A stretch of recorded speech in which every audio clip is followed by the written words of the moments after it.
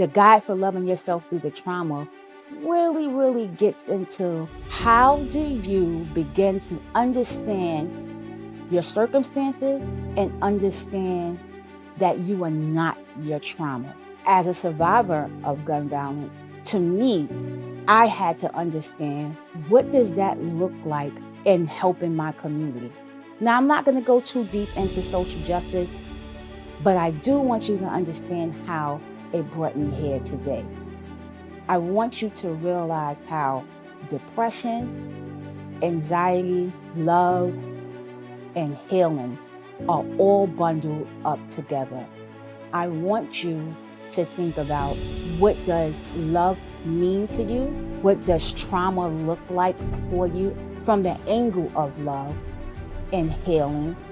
And then what does healing look like to you? On this journey, I have interviewed about 50 women recently, some who have their children and some who have lost their children to gun violence. The common thread was they all started out with an abundance of love for the life that they brought into the world.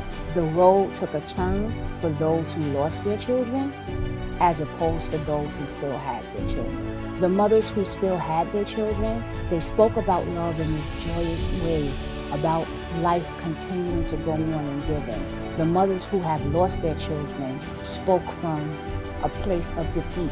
They spoke from a place of standing still or life stopping from where the time that they lost their child. And so part of that again goes back to, what does love look like? Because now for them, love has been lost. And when love is lost, how do you find it again? Loving yourself through the trauma is about getting to understand it is okay to learn to love through your process.